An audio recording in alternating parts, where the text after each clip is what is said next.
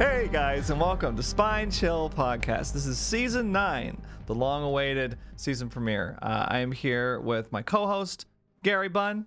Hello. Hot Cross. And actually, we're missing somebody. Where is Doug? Where is Doug? This is so embarrassing. We invite him on every week. I mean, same time, every week. He's been our recurring guest for the past 9 episodes. Well, look who decided to show up. You literally started while I was in the bathroom. That is so... It was such a Survivor main thing to do. Just bully the killer. Always bullying. The killer was an AFK Wraith. We just decided to do Gens and leave. Yeah. I feel like I could do better than Wraith. Come on. Anyone can do better than Wraith. True. I like Wraith. Well, we took a couple weeks off. Sorry about that. It's my bad. I had to take some personal time, but we're back now, and we're ready to talk all things asymmetrical horror, including a lot of DBD stuff today. But we'll get to the other games as well. Did something happen in DBD? Something happened. Yeah. Something.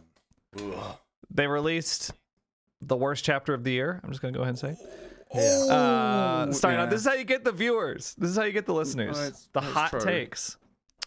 They released the new chapter. Was it Forged in the Fog? I think is what it's called. Yeah, that's what it is. Yeah. New killer, the night. New map, Shattered Square. New survivor, Vittorio. If you listened to the last episode, you heard us give our preliminary opinions on the PTB, but now it's actually released and it's in the game. And I guess we'll start with our thoughts on the night. Who wants to go first? I can go, Gary. Doug, you go ahead. I was and remain very excited about the night, but boy howdy, very disappointing killer release. I think you guys know I'm pretty objective when it comes to DVD. I do primarily play killer, but I look at things very objectively, and I want things that are healthy for the game. And I don't think that every killer that comes out needs to be an S tier or even high A or whatever. It doesn't have to be. Every killer doesn't need to be great, but the night is just objectively really bad. Very cumbersome to play, very easy to counter. I feel like when you play the night, nobody's having fun. I know that, and just for a quick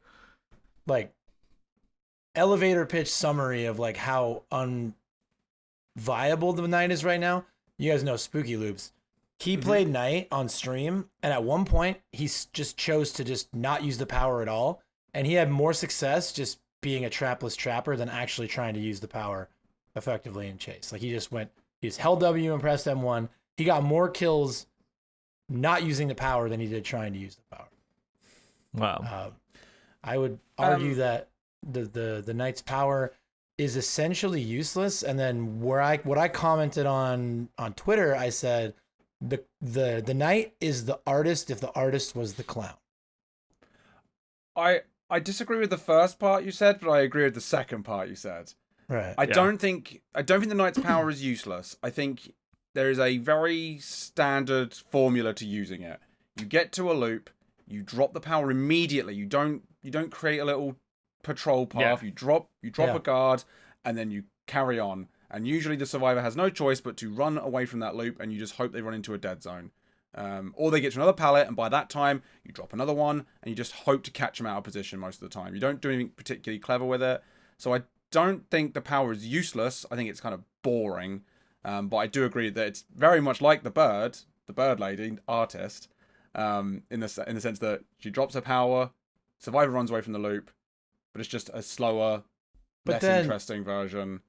But then when the artist drops their power and forces them to move to the loop, the artist power, you can do something between loop and loop. I agree. You can actually use the power to inflict a health state or to zone whatever but with the knight, you put the power down, then they just move to the next tile over, and then you rinse and repeat. I mean, to me, that's the definition of useless.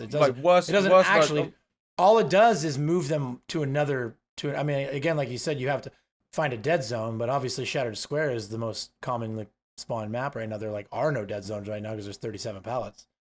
I don't know. Like, man. I mean, I've been able to use the knight's power effectively. So, like, I've had opportunities to where No, I so felt have- like, so have where I felt I. like I've So- used it in a good way. And I'm like, Well, not you don't- useless. no, I don't think Useless you- would I- suggest that there's no Here's the- purpose to using it here's- whenever. But I've seen here's it the effectively used problem. on Dead Dog because it can jump between floors. On the game, it can be quite effective. Like, there are maps where it works well. Gary, I'm so sad to tell you. Have you ever heard of the Dunning-Kruger effect, bud? Oh, Have you no. ever? Here's the thing. You feel like you used the power effectively. No, you didn't. The survivor just sucked. Like if the survivor gets hit with the power without like any time in the first like 3 I hate to hit you gens. with this. Have you heard of the Dunning-Kruger effect? Oh, no. I'm Like telling you, man. it's not useless. Like useless just making suggests that you mistakes, can't get hits with it either. criminal like, mistakes. You can use it in an effective Not against a way. good survivor. Not against a good survivor. Not against a decent survivor. If I've played against the knight a tremendous amount of time, any time that they've used the power effective on me, it's like I've made a huge mistake, and it was 100% my. They never made a skillful play to get a hit on me with the power. I was just like, whoops, I went the wrong direction. But you or, can "Whoops, use I it in shouldn't other have." ways as well. Like it's not just an anti-loop thing. You can use it to break pallets, or I've trapped survivors in positions because I've used it to break the pallet rather than loop round because some pallets are good for that. There are like you can use it to oppress generators and get them off of that. It's not a useless power. If you're using it just as one, like it has usability in other places. I think look useless is forward- I think he's a weak killer. Like I think he's weak, but saying his power is useless, I think, is a little bit.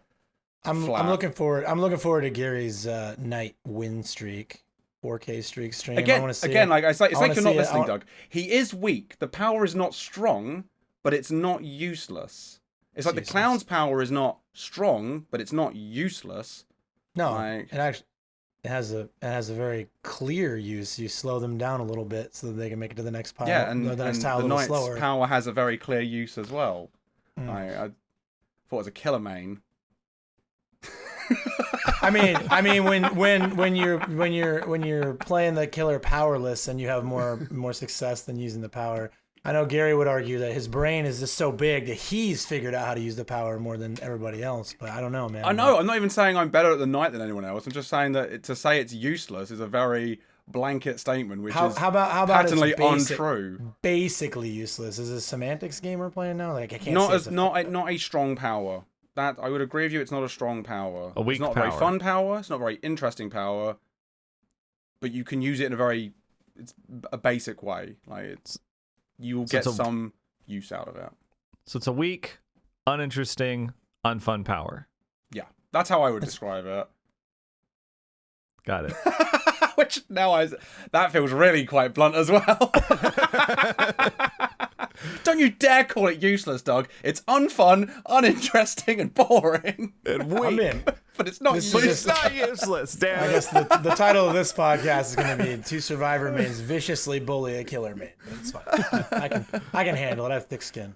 Oh, if you can't win with the knight, then maybe you're just bad, bro. Yeah, that's what I'm feeling like Maybe now. it's just a Maybe, skill issue. Well, I feel maybe I'll like decline my invite next week. the most success I had with the knight was when I would like protect a zone, and it would be like I'd force survivors to have to deal because again, you can't really chase people with your power. It's pretty weak, and as Doug says, you just leave the loop and it's rubbish. So I would force them to come into my usually a 3-gen. I didn't really get to play the knight. Full disclaimer, I haven't played much DBD lately. I did play on launch day for the knight. I didn't actually play the knight that day, so any opinion I give on how the knight plays would be just basically going back to the PTB. But I did play against the knight a lot last Tuesday. And I noticed that the knights that I played against that had the most success didn't do, like we said, they didn't do long patrol paths with their guards. They would just like basically like right click and then immediately right click again to have them just in one spot on the loop, or they would use them to immediately break pallets. Or I saw this a lot.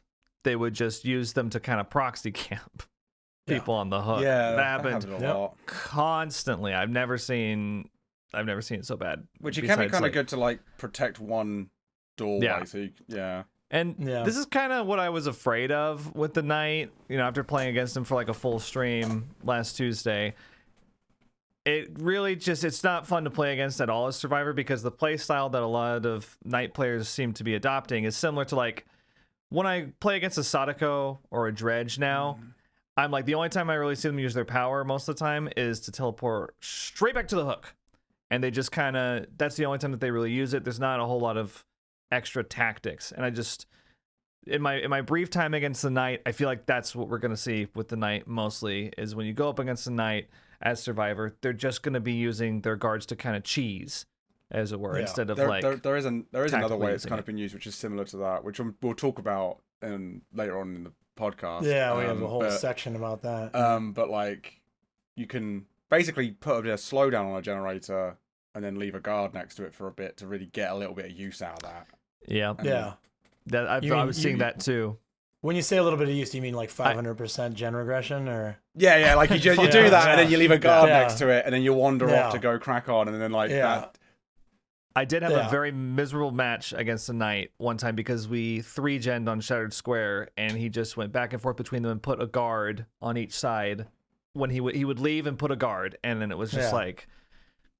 Yeah, it just took forever. I think we won, but it took like forever, way longer. That's insane that you guys won, because with Shattered Square, it's like so easy to 3-gen. It's so easy to protect the 3-gen since the map is so flat. You can see so close together. You can see everything too. So I think thankfully the Knight player got kind of bored because he went on a long chase with somebody, and we were able to like just pump through a gen. So yeah, I've faced the Knight a lot as Survivor as well. For some reason, I was being told that like nobody was seeing him. Like within a few hours. I barely saw him. It might be an EU NA thing. Like I've seen very few Knights. I think the day after he came out of like, I played a big chunk of Killer, but like I did 15 Survivor games, and I think I went against 2 Knights. Yeah. See, I played for 24 hours, and I was facing a ton of Knights still on day 1, day 2. Mostly what I see, like the most effective thing that I see happen with a Knight is like kind of similar to the Pyramid Head bait that used to happen, where he like baits like he's putting out his thing and then like comes out of it and then just catches you as because your only your play, right, is when he puts down his guard, you just run to the next tile. So you would like fake that he was putting the guard down, and you run to the next tile, and then he just come and slap you. You were already injured, and that was like basically it. It's like basically all these like kind of lame, maybe not primarily intended uses of the mechanic. It just kind of makes him really poorly designed. Yeah, it's a shame because I think the patrol idea is really cool. It is really cool. It just doesn't work in a game like DBD. In the game. It's so useless in the game that no one's using it. Wait. It really useless? Did you say the useless word? The patrol part is useless. Oh. The rest of it that we just discussed, how you could use it in certain ways, Doug, isn't useless. I think the Knight debatable. The problem with the Knight's design is similar to like a lot of the newer maps and stuff. Is that like it's cool in theory, but it just doesn't work when it's implemented in a game like Dead by Daylight. It's like I think I agree. I think on paper, yeah. when they wrote down this idea, they'd be like, "Oh, this is awesome," and they built it and went, "Oh, does this work? It's too late now. We've got a chapter coming out. We've done it now, haven't we? I will say, and we should talk about this. I don't know if we want to update our tier list, but I am ready to argue that the Knight is the worst killer in the game. Worse than the Trapper. Worse than the Trapper. Yep. Yep. Well, I mean, you guys can marinate on that. We can talk about it next week, maybe. We'll have to marinate. Yeah. Because, like I said, I haven't actually played them on live servers yet. I have my opinion, which is not worse than Trapper and Myers. Like I would challenge anyone to play a session of Knight and then play a session of Trapper, and would be willing to bet that you will perform better overall as Trapper or Myers than Knight. Like I think Knight has the 50-50 trouble again. I think he's with them. I don't know if he's worse than them. Again, we're our strongest opinions come out with the D tier. It's the D tier. The D tier killers. This is the most semantic. Is he the worst of D tier, or is he somewhere in the middle of D tier? Our D tier is everything to us. Yeah. It is. Yeah, it's got a special place in our heart. Yeah. By the way, if you'd like to find out the reasonings behind all the killers that you see on the tier list, or if you're listening, you don't see it, but you can listen to our episode entitled Killer Tier List, where we work through it for Had what is it, quite the 2.5 debate. hours? Yes. 2.5 Yeah. hours of us talking about where to rank killers. Arguing about An entire That was really mostly fun. D tier. That's been like the most fun season that we've done, I think. For Which sure, yeah. which could lead us nicely into, because we do want to talk about maps in the future at some point, which maybe we should do next week.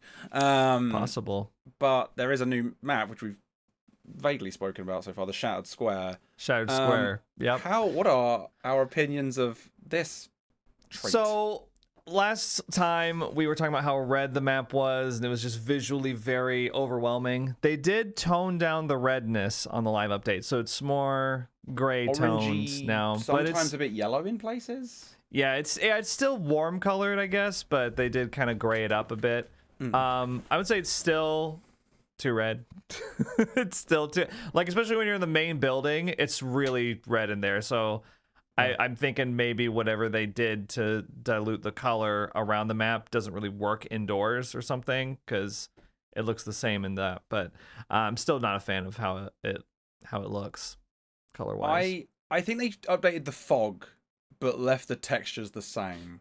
When I look at the map, I think a lot of the problems are the textures, like, because it's got that burnt look to it, hasn't it? Like, things have been set on fire, so like some of the textures slightly glow. I think that needs to go, because I look around the map sometimes and think I can see scratch marks, but it's just the glow.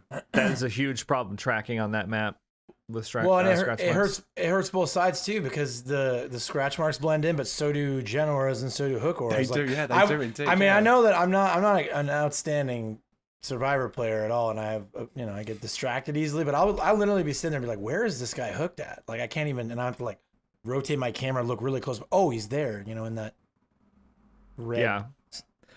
I think maybe maybe that same problem, making a yeah. red toned map where a lot of things in the game are also red, like you said, hook auras, gen auras, scratch marks, other survivor auras, was maybe not the best idea. Yeah, it's rough. Because we've had, like Macmillan is primarily blue toned, Autohaven is green toned, Cold Wind is yellow toned, right? This is like really the first red tone map that they made, and I think there was a reason why it never happened beforehand. Yeah. I do wonder, like, it's nice to have a brand new map. I mean, I know a lot of people would like to be in an indoor castle or something. It's nice to have a new map. But I do wonder, like, do you think it'd be nice if they started to add new maps to the other realms? Like, rather than feeling the need to make a red realm, they could have just made a new Cold Wind or a new Macmillan. I agree. Or Garden of Joy could have some not miserable variations. Gary, stop. Gary, please, no. Nothing. Please stop. We're already fighting. I can't handle this anymore. Man. Think about what you're saying. I might be wrong, and correct me in the comments or Twitter or whatever, but I feel like they at one point talked about they were going to do that. Behavior even specifically said like they wanted to kind of put a halt on bringing in new realms and re-explore like adding maps to old realms. Like I remember they did that with Crotus Pren, right? Because we had Crotus Pren Asylum came out with a nurse, and then they ended up using that realm for the Clowns map. And then I think at that point, which it's been, I mean, that was when crossplay was implemented, so that was ages ago, but I feel like they mentioned they wanted to start adding to the old realms. They had ideas for Macmillan maps and Cold Wind maps that they were going to bring in, and they just kind of... That'd be great. They just kind of never did that. They just kind of been releasing new realms, and it does. I mean, like, when I play now, some of my favorite maps to play on are Autohaven, Macmillan, and Cold Wind.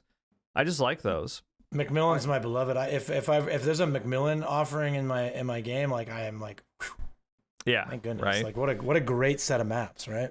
I would also like to see, because I like Eyrie of Crows, for example, and I would like to see more variants of that map. And like Garden of Joy is a miserable map. It'd be nice to see some variants that aren't maybe, because at the moment, if Survivor wants to make the match their side, they'll just bring a Garden of Joy offering.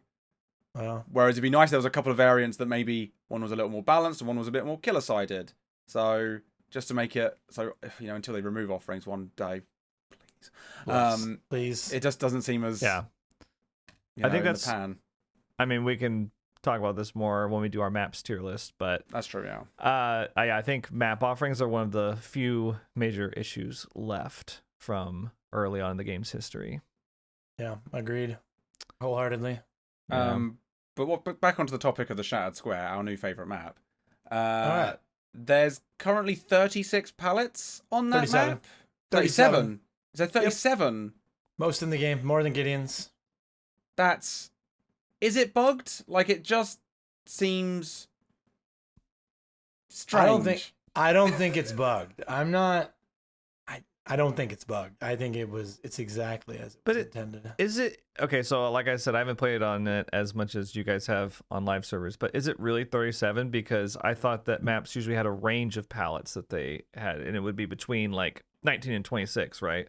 All I know is that a reliable source counted 37 palettes during one variation on the map. So and I can confirm the 37 number is accurate. I cannot confirm or deny if the map is randomly spawning different setups, but because I was at one point I ran Windows on it and I was on Hook and I looked around and counted 9 pallets around me and I was like, one, I felt really silly because I'd gone down near these 9 pallets. I didn't really pay attention to how many were around me, but then at the same time I was like, 9 pallets? Yeah, I had a similar experience where I spawned into the game and had Windows and there were 5 pallets on the one tile I was on. And I still went down really fast. So, I mean, it's not like they're 5 god pallets, right? They're just pallets everywhere. Yeah. But still, it's a lot of pallets, isn't it? It is. It's a load. I'm not convinced that it's an issue or that it's a bug though. I think it's similar to Gideon's. I think it's just a heavy pallet density map. And then we can go ahead and also discuss the fact that those pallets are basically invisible. They're like they blend into the environment so much. So like survivor or killer, unless you're running Zenshin tactics or you're running Windows, it's very hard to even see if there's a pallet in each tile. So like the new palette, because the palette's got a recolor, didn't they? They look nice. They've got new texture, which they look fine on every other map. It's just, you're right, on Shattered Square, you cannot see them. They just blend right into everything they're on. You get jump scared by the pallets. You're like, oh, I could drop it. Yeah, I think, I mean, the pallets are one thing I can't really speak to, but I do really dislike how much random crap there is on the new map. And it's kind of been a trend recently, like with Garden of Joy and some of these newer maps. There's just a lot of stuff around. Yeah. And stuff that you can easily get hung up on, and that's like the last thing that you want. Yeah, there's a lot of things where, like, you can't really look behind you because you're going to walk into something. Exactly. Yeah. And again, I would love to know if that's intentional or not. I don't think it's intentional the way that it's happening. I mean, you guys have noticed that it'll sometimes spawn like a tree or a rock outside of a jungle gym or the killer shack. But then but it's like one of the fat shaming spots where you can't run, the survivor can run through, but the killer can't, or sometimes the survivor can't run through either. Can't either. Yeah, I've had that happen. It's very and it's very difficult to tell. Yeah, until you've realized, you're like, oh no. I've never seen objects that like are this far apart that you can't walk between on any other map than Shattered Square. I've seen that many times. It's appearing on other maps as well. Oh, absolutely, absolutely. I had it on Coldwind the other day. I had a rock outside of a jungle gym that without a survivor I couldn't run through. I got body blocked in there. That's like the last thing that you want in a game where movement is like the primary gameplay for both sides. Yeah. It's like, I mean, we talked about it a little bit in the last episode, but the fact that they messed with Killer Shack really grinds my gears, because I love Killer Shack. Down, John. I think Killer Shack is like the best designed maybe not the best designed, one of the best designed tiles in the game, and the fact that it's on most maps means that it's reliably present on them, so you get to play on it a lot. I think it's okay. Doug's shaking his head. For those listening on John, Survivor main. The strongest tile in the game as well. Of course it is, John. You're the strongest. I think Longwall Jungle Gym is stronger, but you think it's stronger than Shack? Yeah, I think Shack. Do you mean base tiles that spawn around? Yeah. Okay, yeah. Because I was gonna say, not like. I think Garden of Joy has probably got the strongest one in the main building. Oh yeah. I don't mean like main building. Fucking God windows, like like Garden of Joy. Holy shit. Oh god. No. I just mean like common tiles.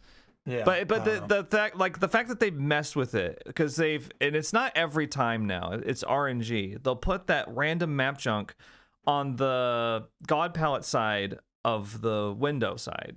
I hate that. I hate that addition. They shouldn't have messed with it. I think most tiles in the game, most loops should be flat. There shouldn't be junk that you gotta watch. Make sure you don't stub your toe on. I mean, I've probably gone on this rant like 3 times on this podcast alone now, but it's just really disheartening that they decided to add that. I will agree, just because like one of my favorite things about DBD is just how clean it is. Like it's it's very easy to look at and understand what your options are. Windows, palettes, loops. You can see everything. You can see what you're doing. But Shattered Square and increasing, like Garden of Joy's got the same kind of problem sometimes. It's kind of just messy. There's a lot to look at and a lot of information to take in. Yeah. I just say, like, and even more so with the Shattered Square, just like one final point about it. I think it lacks signposting. So like a lot of the time when I look around that map, I don't really know where I am. Like I know I can figure it out over time, but like it takes me a few seconds to go, oh, so I'm at the north part of the main building, so the marketplace is somewhere around me, I guess. And it's like, and then outside of that, there's like a shack in the corner, I think, on the other side of the map. Yeah. It's really open. It kind of reminds me of like some of the old maps. In fact, it's like how it kind of reminds me of like Blood Lodge a little bit, just in the layout. But it's like a bad Blood Lodge. It makes me like think really of Sheltered Woods. Yeah, man, it makes me But the opposite palette problem. Yeah, I was gonna say Sheltered Woods has like 6 pallets on average. So I don't know if I agree with that. There's a reason why whenever I get to pick my map in a tournament, I pick Sheltered Woods. I'm like, all right, perfect. Gary and I love Sheltered Woods. You think Sheltered Woods is really well designed, right, Gary? It's one of my it was one of my favorite maps. No. We have to bring it back from our Survivor. Thank you. Yes. Yes. Yeah. Okay. I love Sheltered Woods. I want to also clarify, just because it's important that I do it, that I'm agreeing with John on the Killer Shack thing. That was just a meme. Like I think that I think that the shack is a very well designed tile, and it's a very strong tile, but it's I like it's clean. It. It is strong. It's clean, understandable, and I like that it's like something that most maps have the Killer Shack. It's consistent. You can run it. You know there is counterplay on both sides at Shack, and then like when you're a killer main, if you're a killer player, if you're chasing someone to Shack, you kind of know what you're in for, and you can make the option: do I want to take this chase, or do I want to just go move on? Like I think that it existing is healthy. I also think that it's a healthier tile when it's not the basement. Yes. So, Yes. Yeah. I mean, I would argue that the basement. Although I do like that sometimes I see basement and go, I'm injured now at Killer Shack. It's very risky for me to be using Killer Shack as an injured survivor. True. Maybe you shouldn't do that. Like I like that element of making that kind of decision. I like that. Yeah. And I'm bouncing around a lot, but on the topic of Shattered Square, you guys were talking about how Shattered Square reminds you of old map design and this stuff. Shattered Square reminds me of like a poorly made fan map, like a bad map. Like somebody went into like a map forge and just threw a bunch of shit in different areas and we're like, that's a map. It does really come across like a DVD mod map, doesn't it? Yeah, right? Yeah, that's how it feels. Yeah. I think 37 pallets. Like I know one of the popular things people were asking for is they would have preferred a castle. I do think if you put like a little keep somewhere on that map as like just a central thing that can block line of vision in places, and you can have like some walls or something around just to kind of make it feel a little more height to it. I think that could improve it quite a lot, make it feel a lot less empty and flat and messy. I think a lot of the junk is put there just because if you stare at it, it's so flat. You need stuff, or else it'll look empty. Right. Well, I think one of the problems with Shattered Square, just from like a interest standpoint, is that the main building is really boring. I mean, we all hate Garden of Joy, right? But the house is pretty cool. Like it's pretty cool to run around and look at and stuff, and maybe not so fun to chase people when you can see it as killer. But yeah. I mean, like it's interesting at least. You can run around the roof and shit. There's like that weird break in the wall where there's stuff floating. I still don't really get that. But on this new map, it's just kind of a shack with a window on top. It's really not interesting at all. I think a main building revamp might be beneficial, but maybe they can make a variation for Shattered Square where they make like a keep or something like that, and then they can delete this version. And they could, it's not going anywhere. It's in the game forever, dude. Garden of Joy has been in that same state for how long? It's not. Oh, that's true. It's not. We've all been asking for them to turn some lights on in the house. Yeah. I mean, someone pay your electricity bill, please. Haddonfield too. Yeah. Well, Haddonfield not as dark as Garden of Joy. Yeah, the Haddonfield rework took like 6 years too, so just throwing that out there. Like it's, and then people have been complaining about that one since day one. I will say that Behavior does have a habit of kind of having things going on behind the scenes that they're not really vocal about, and then out of nowhere they're like, surprise. So it's possible they could be like working on some map reworks for some of the more problematic maps, and we just don't know about it yet. But yeah. We'll kind of see what happens. Before we move on to like the next bit, I just wanted to say I also hate the new breakable walls. I hate them. I just hate the way they look. Oh, the just new, the look yeah. of it. Yeah, I look at them and my brain just doesn't like them. They just like all the wood's like imploding inwards. I don't really get. I sit there and I go, I don't really get how these make sense. I don't really understand why they reworked the visuals for the pallets and breakable walls. Yeah, Kind of a head scratcher for me. I feel like I don't know. it's not a big deal, but Yeah, it's not a big deal. Exactly, though. Like, it's like, who was really wanting this? Who was pushing for, like, manpower to be used on this? Strange. Someone had a spare week and they're like, I'll just do this, I guess. Some guy named Mike back at Behavior was like, I just don't like the old walls. We're going to make sure these are different now. And just rallies for it. And they're like, all right, we'll give Mike, we'll throw him a bone and we'll just. Mike! Yeah. Damn it, We Mike! got you, Mike. Damn you, Mike! Do we want to talk about... Well, I was going to say, should we talk about their perks a bit at all? The new perks at all? I think all 6 perks are, like, fairly uninteresting. Really? Uninteresting? Ooh, I would disagree. Are me and Gary about to be on the same side? I think we are. Possibly. Finally. I mean, I like ground. Fog-wise, the new Survivor perk, where you could do a great skill check. You see this killer's aura. Because I just like stuff that rewards you for doing great skill checks. I think it's cool. And also, like, I also like alert, and it's like alert on demand, which is cool. But other than that, I don't know. I'm not big on them. Well, should we talk about the killer's perks, and then we can talk about Vittorio's when we... Sure. Break them down for us, Gary. So we've got 3 new perks. There is Nowhere to Hide, which is when you kick a generator, it reveals survivor auras within 24 meters for 5 seconds. I know, right, Doug? Huge. Wow. A perk that rewards you for kicking generators. Fascinating. There is Exciting. Hubris. There is Hubris, which is when stunned, the survivor that stunned you becomes exposed for 20 seconds. I actually do like that one, actually. And then finally there is Hex Face the Darkness, which, hang on, I've written this one down because I think it's a bit of... Once you injure a survivor, a dull totem becomes lit. All other survivors scream every 25 seconds if they are outside the killer's terror radius, revealing their aura for 2 seconds each time. If that survivor that was hit is downed or healed, the totem becomes dull again. You know what that perk works really well on, right? Face camping Bubba. With deadlock, dead man switch. I'm sorry, dead man switch, not deadlock. You get somebody down, get them in the basement, and then every 20 seconds they come off the gen, they scream, and then blocks the gen. I tested That's so it. funny. I tested it. You can confirm. And then if anybody comes to try and go for a you just get a hit, and then you just rinse and repeat. Because I couldn't fathom a good reason to use it, but this is I've got a killer main here. I just taught the world. Yeah. It's gross as F, wow. man. So it's good on Basement Bubba. So which of these are the good perks? I think Hubris is interesting. I've seen people running it with, is it Spirit Fury? The palette one.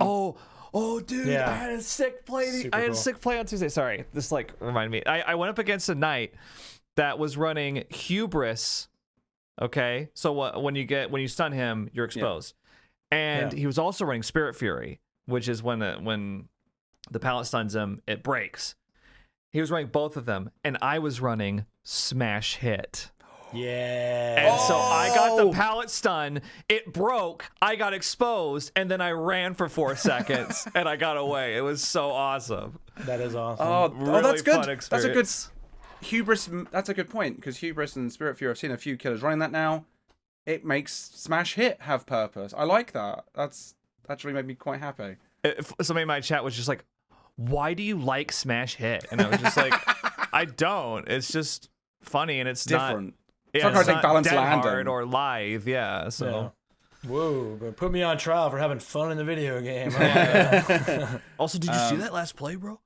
I think Nowhere to Hide, the one that reveals survivors' auras, I initially liked it, but now I'm realizing it's very strong. Like, I mean, maybe people should just take distortion more, but I don't know. Is it a little bit too strong? I think 24 meters is quite a big distance for Nowhere to Hide, personally. It is pretty big. However, if they're running Nowhere to Hide, that means they're not running either Call of Brine or Overcharge or Eruption, probably. Unless they're running all 3 and Nowhere to Hide. Surprised. I mean, I tried Wraith the other day and I ran that with some Call of Brine. Wait. No, I mean, but like they're not running one of the kick build. Well, perks. the kick build's got a free slot though. Because right now, I think Colubrine Overcharge Eruption is like the nasty trio. I mean, because I sometimes will run. But not Hubris. Right. Nowhere to hide. Yeah. Like Nowhere to Hide kind of like slides right in there, perfect. If they're running all 4 and they're completely going kick build, then yeah. But most of the time when I've seen it, it has not been with the other 3. I have seen it with the other 3, but I think it's also survivors aren't quite adapting to Nowhere to Hide yet because it's difficult to realize the killer's got it. Yeah. So like, because like when I was playing Wraith and I just brought Nowhere to Hide, and it was carrying me that game. I just kept hitting them. They kept like hiding around walls and boom, no. I got so much value out of it. I was like, that is the MVP. So I think it's because 24 meters is so far. Like you could the survivors can get away from the gen, hide, and I can still see them. Yeah, if you run like, I mean, I know that we were just talking about slotting it in with a gen kick build, but if you run it with like monitor and abuse, so that you get a jump on them, they can't come off the gen as fast. They're gonna lose 8 meters of your tear radius. You can basically, if they don't just hold W, if they go hide, you're gonna always see them. Yeah. Like 100% of the time, you're gonna see them. So I think that could do with a slight nerf, maybe to 10 or 12 meters to see how that works. I really like it, but it just feels very strong at the moment. When I was Wraith, I was like, I don't know how I lose here. I think in the current meta, aura reading is like the least of my problems as survivor when I go against killers. So I don't think it's like a giant problem. I'm just saying, like when I was using it, I was like, this feels really strong. Like I feel really oppressive with it, and survivors don't seem to be clocking that I have it. And when I'm getting found, I'm not really clocking that they've got it either. And it's probably because it's still quite new. Like I think distortion maybe is the counter here, that maybe more people need to start bringing that. But I don't know, like it doesn't feel quite right to me just yet. But it's a small problem, as you're saying. I also don't, when I play Survivor, I usually don't stealth, so maybe that's why I haven't had an issue with it. I'm usually, if the killer's around, I'm usually running away from them or something. Yeah, agreed. Or waiting at a loop. I'd rather be in a chase. Chasing is fun. But I think all 3 are interesting in different ways. Agreed.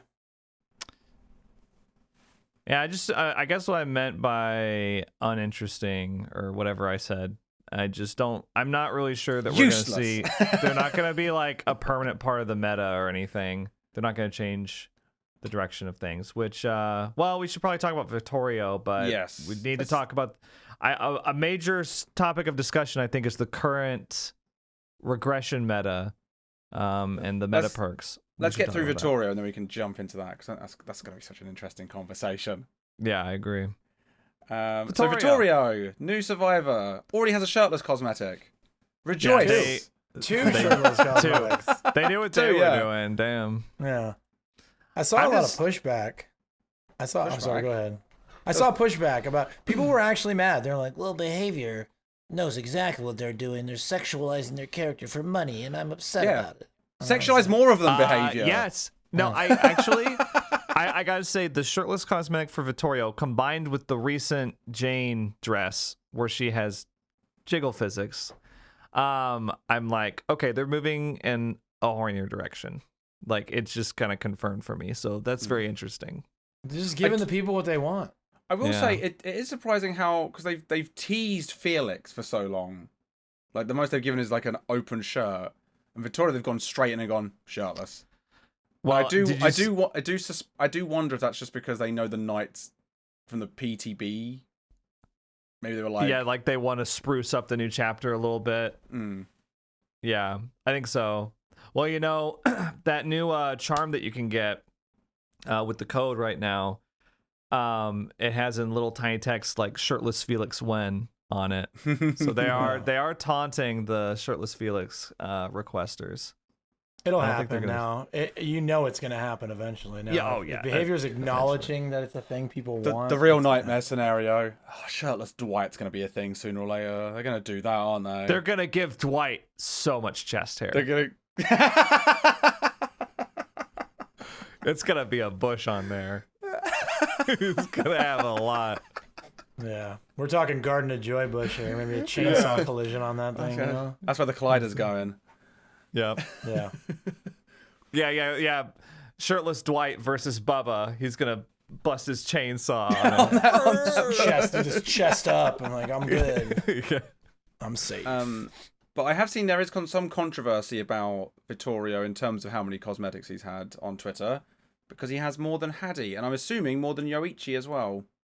Well, Yoichi, everybody brings a- up Yoichi in the conversation, but he's a licensed survivor. Right. So. Is he like? Yeah, I know he's part of the Sadako thing, but is he like a He's character licensed, yeah. from? Yep. He's, He is. Is he? Yeah, because Yep. I He is, Yeah, he's yeah. under the license.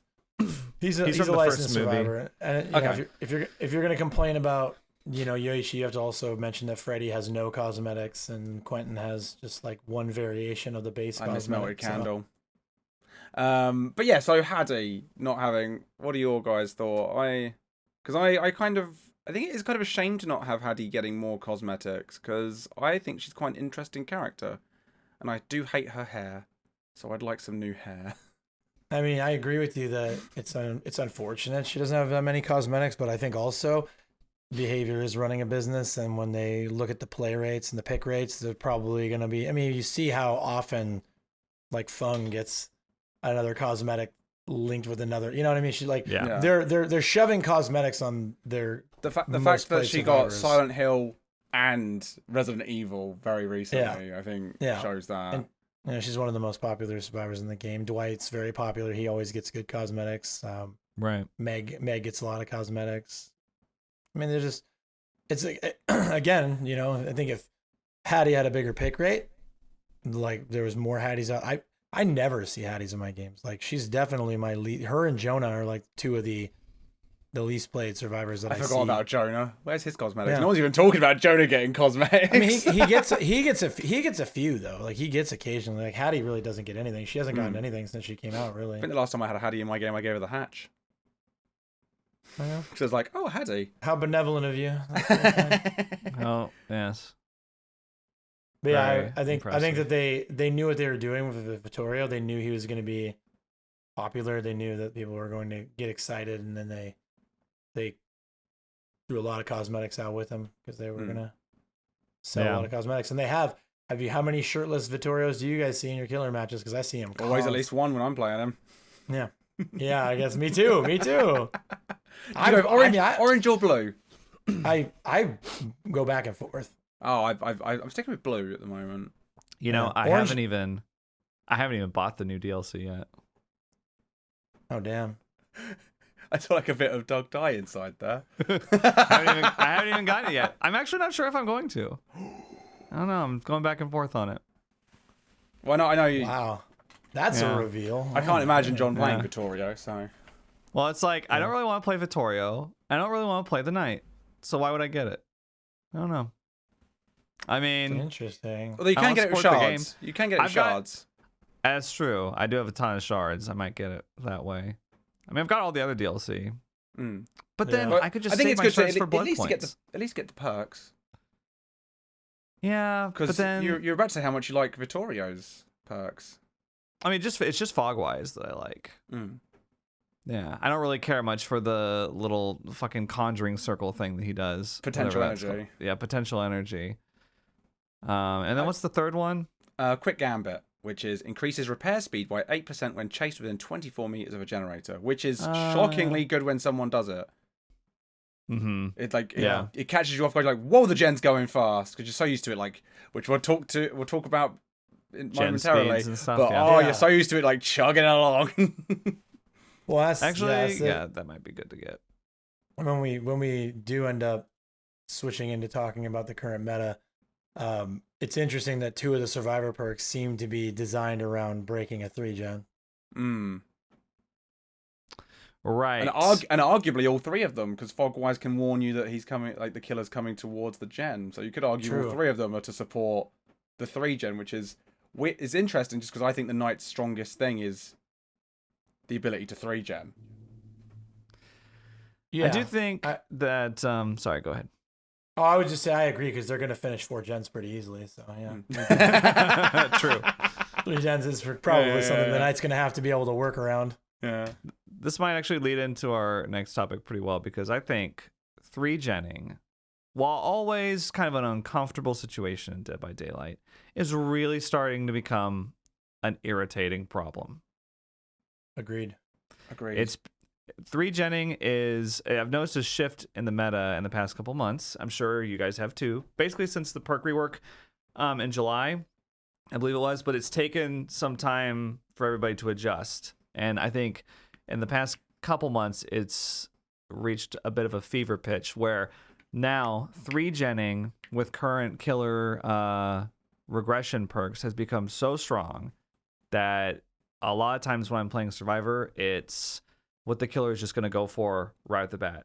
They lose a bunch of chases in the beginning. We pop 4 really quickly. And then I look around and I'm like, oh no, he was protecting a 3gen from the get-go. And then we're in there for a miserable next 20 minutes against it. And usually those, I found usually those situations end in a 2K. So it's like it's a really long match. Right. Yeah. A lot of times they don't end up 4King, but it's just a miserable slog. Having to like get on the gen for a second, run away, get back on it, run away, get back on. Stop the regression. You gotta stop the regression. Now that's so important to tap the gen. Hoping that your random solo queuers are doing something on the other gen, or like adding pressure somewhere, or not just waiting for you to finish the gen. No, they're usually on the other side of that, waiting, going. Yeah, there is no worse feeling. There's no worse feeling as a solo survivor than when the killer starts to chase you, and you're not even running towards like a safe structure, and then they just pull off to go kick a gen. And you're like, I know exactly what you're doing, dude. I know exactly what you're running. And this is about to be the longest game of my entire life. Right. For the sake of winning. And Call of Brine. They're running Call of Brine, which does double regression after a kick, which already now that the with the update in July, by the way, 2.5% added to each kick, which I think is something that they've has kind of started this trend. They run Call of Brine, which is double regression. They run Overcharge, which can be quadruple regression and also a hard skill check.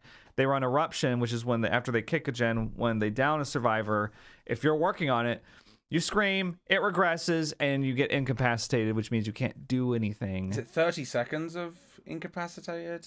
Is it a full 30? I can't remember. I was going to say 20. It's at least 30. I think it's at 20. Least 30. I can double check. Hang on. It feels like it goes on for 30, certainly. It feels like 10 minutes to me. It does feel like a lifetime because you're like, what should I go do? Oh, I can do nothing. I do think it's 25 seconds. Well, 25 seconds, yeah. We can talk about. Oh, so we were like just in between. Nice. I do think we can talk about Eruption later, but I think that one in particular is a problem. And it seems like kick build is I think it's like possibly the worst to play against killer metas ever. I was saying this on stream last week. I was like, because I the Ruin Undying era, even pre-nerf Undying, I didn't really have a problem with. As a person that plays a lot of Survivor, a lot of solo Survivor, I didn't really have a problem with, cleansing 5 hex totems to get rid of the regression because I knew what to do. It was something like I had a mission. I could go out, I could go to a part of the map that nothing was happening in, and I could look for a lit totem. Here it is. And then I felt like I was doing something, trying to help the team out, get rid of Ruin Undying. With this new kick build, it's really just like you can't do anything except work on the gen. There's the counterplay is you tap the gen, you work on it, and try not to get hit, try not to go down. And it's so much less adventurous and so much more boring. Yeah, and I mean, a staple of solo Survivor is that your teammates are going to play slow, they're going to play immersed, they're going to be scared, they're going to run off gens. Right. So really the only way to counter the current 3-gen meta is for like everybody to split up and work on a different, and he can only chase one at a time, and so he'll chase you off one. Everybody's, these people are working on another one. Like that just doesn't feel like it happens in an unorganized game, which means that this whole current 3-gen meta is like nearly unbeatable for a solo queue survivor or duos or people playing casually, and still pretty decently easy to counter for an organized team. Like I know if I'm playing with friends, I'm just gonna call, get on the gen at Shack, and we'll get on the gen over here, and you get if you chase. But it's this. My whole problem with the meta is not just that it's strong, because I mean it is strong, but it has counterplay. Yeah, you can argue, well, it has counterplay. Yeah, it does. But none of it is fun. It's not fun. It's not a fun way to play as killer, and it's not a fun way to play as survivor. So, like, the whole fun of Dead by Daylight is the excitement. I've seen Twitter polls recently from, like, large creators talking about what do they love most about DBD, and like 80% of people respond chasing being in chase. Like Right. Yeah. the chase is what's exciting. The 3-gen meta, the 3-gen build actively discourages taking a chase. They start a chase, they maybe even get a hit, and then they just double back to their gens, kick and repeat. And Yes. so it's just miserable and exhausting for everyone. And what usually I think ends up happening, what happens when I'm playing Survivor, is I just give up and just stay on the gen and let the guy down me and go next. Because, like, Yeah, at I've this done that a point, few times. I don't want to play a 30-minute game so I can get an escape in DVD. I'll just go next and hope that it's not a 3-gen. Yeah, I hope Right. that they're not running 3 kick perks. Yeah. Yeah, no, I totally agree. I think that right now the game is very gen focused. It's on Survivor, it's all about avoiding the 3-gen. It's all about being like sticking on gens and getting through them as quickly as you can. It's about honestly bringing gen perks to counteract the regression. And on Killer, it's about protecting a 3-gen and stacking regression perks and giving up on chases so you can go get a kick. Yeah, I would which say like is- what's a really big shame is the update that changed all the perks. Overall, I think it did a great thing for survivors. Like I just see more variety among survivors. It's kind of minimalizing a little more now. I'm seeing more people bring Dead Hard again and stuff, but like generally you see a lot of variety. But I'm slowly seeing that start to change again, where everyone's going for generator stuff because the killers all just bring slowdown, kick builds Right. a lot of the time. And so like as a survivor, there's only so long you can go, oh, I've lost like the last 10 games in a row because of these slowdown kick builds. It's like, oh, I'm just going to bring a brand new part. And then like you've got this cycle of just like everyone's just rushing to get the match over and done with as quickly as possible. And is anyone having fun then? If we're No, just it's- we get into a match, it's like, how quickly can I get out of this experience? I mean, as Survivor, the amount of time in a match where you hold down M1 is already like, now that they've added 10 seconds to each gen, right? It's like higher than it's ever been. But it really is higher than it's ever been with these regression perks because, I mean, they may as well have added 30 seconds to each gen sometimes in some matches. It's like just so much holding down M1. And in a game where, I mean, it's got completely unique gameplay. Like every other horror ASIM that's come out, there's been so many. None of them have the looping gameplay that DBD has. And it's going to waste currently with this meta, this gen focused meta. And it's driving me crazy because I feel like I usually go in with fun chase perks usually. Like I'll bring Dead Hard or Head On or something. I'll bring I like aura reading perks and stuff like that. And I feel really pressured now to not only run Prove Thyself, but to ditch the flashlight and bring a toolbox for my solo queue games, which I hate doing. I do not want to bring Commodity's toolbox into my games. I've got tons of them. I've stockpiled them because I never bring them. But now when I'm playing against, triple kick builds, it's like, well, should I bring fast track? Should I bring resilience? Should I bring this shit and just, Yeah, fight fire with fire, so it to feels speak? increasing like survivors need to play to rush to get the game over and done with as quickly as possible with, as you say, bringing Commodian's toolboxes and all these perks. And whereas killers, some, like, not all, but some are like trying to trap survivors in the game as long as possible and avoiding the chases. It feels like, as you say, the most beautiful part of the game, no one wants to take part in it anymore. Which is probably why it's feeling a little bit like, I'm certainly feeling a little like, about the game sometimes. I don't know. I don't know if it's like just I'm reaching the point that a lot of people hit where they've been playing for a few years and they're just kind of bored with DVD, but I've been certainly feeling it lately. Sorry, Doug, go ahead. Yeah. No, I was just gonna say I've been playing the game since the game came out 2016, right? So I've been through every meta. I've played through every era of Dead by Daylight, and this feels like the most boring one. Like the Gen K, and like they've talked the long has it been a position of the killer community of Dead by Daylight that this isn't the general population in general. The longer the game goes on, so at the beginning of the game, like obviously it's an RNG based game, so depending on the map and the killer and the survivor skill level, all that plays into it. But given enough time, the killer will always win, no matter what. He's faster. The killer is faster. Like it's like one of those things that you chase long enough, you're gonna eventually catch the survivors. There are no more infinites left. It's just 100% of the time the killer will eventually catch you, and so yeah, the meta has now shifted into this whole like make the game take as long as possible if you're the killer because eventually you will win. if you make it take as long as possible. Like, you just give it enough time. Especially because sometimes, like, you just get tired of Survivor. Like, I just don't care anymore. Oh, yeah, you'll give up. I'm chilling out in DVD. I'm playing Survivor. I was like, I've been trapped in this game for 30 minutes. One of my fellow creators, a good friend of mine, was in a match for 45 minutes. 45-minute game. Did they win? Like that. They did. They got that goddamn gen, and they were like, "Oh, we're gonna win. We're gonna do it." And they were in a group, and they were in the game for 45 minutes because it was just continually kicking the gens with all these regression perks, and then just run and just rinse and repeat. And it just turns into this game of chicken, like who's gonna give up first. Yeah.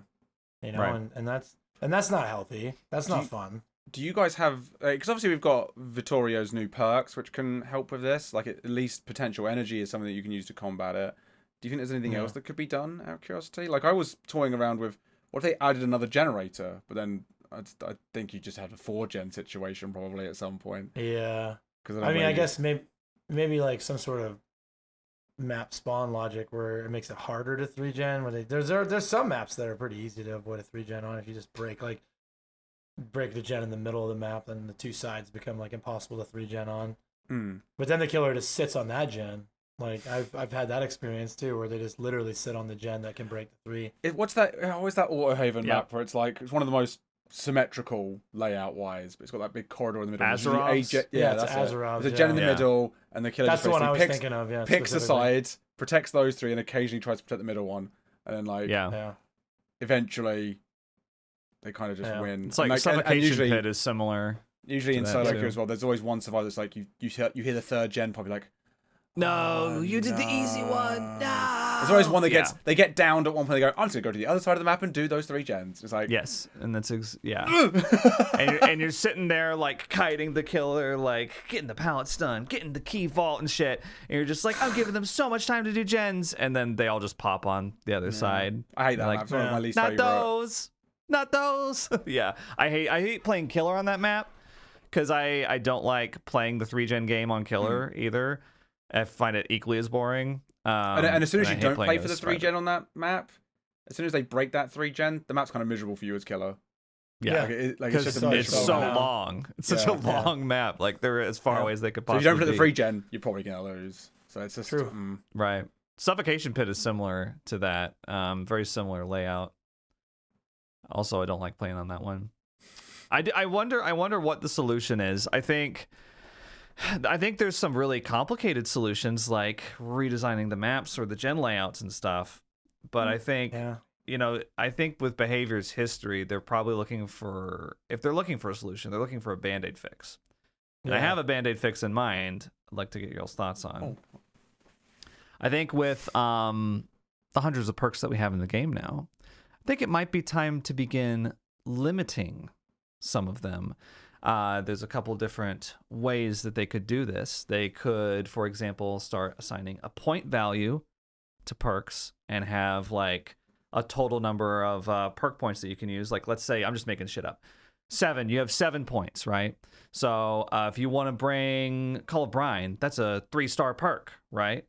So that uses up 3 of your 7 points. And then if you want to bring Overcharge Interruption as well, sorry, those are 3-star perks too. You can't bring all 3. You'll run out of points. They could start doing some kind of system like that because it's no secret which ones are more powerful than the others. It's no secret that like they can just balance around the meta. They can just be like, this one's too high in meta, add an extra star to it. Yeah, like that could be a way that they balance things without redesigning perks. Like it's no mystery that Slippery Meat's like a 1-star perk, right? It just sucks, right? Maybe for you, John. You haven't seen it with Vigo's salty lips. You haven't seen it stacked. Luck perks. Ace in the hole, whatever. Stacked with 4x Ace in the hole, 4x Vigos. But I just wonder if that could be a potential solution. Because I do think it is an issue, like playing against 4 slowdowns, or as killer, playing against like 4 gen perk survivors. It doesn't happen as often, I don't think, at least not in my games, but you do run against these survivors that are like, I'm bringing Hyper Focus, and Stakeout, and Prove Thyself, and Fast Track, and Commodious Toolbox Wire Spool with brand new part, You run into that sometimes, and it's like, well, I don't think that should be allowed either. in a similar way. I think that also needs a solution. I suppose you could give numeric values to add-ons as well. Yeah, true. I mean, and especially with the new blood web that they've done, where things are kind of slanted a bit more towards getting really powerful shit more quickly now than you used to be able to. It kind of seems like that would be beneficial in a lot of ways to have a point value system. But like I said, this is a Band-Aid fix. Yeah, I quite like that as a Band-Aid fix. It's not like ideal. Like I know there's a lot of problems with it, but I just wonder like how Doug wants his 4-gen slowdown perks. No, I have thoughts, and then you're not. I think that you're gonna be surprised, but I hate the idea of your point system on add-ons, and you want to know why? Because how many killers in the game's best add-ons are brown or yellow?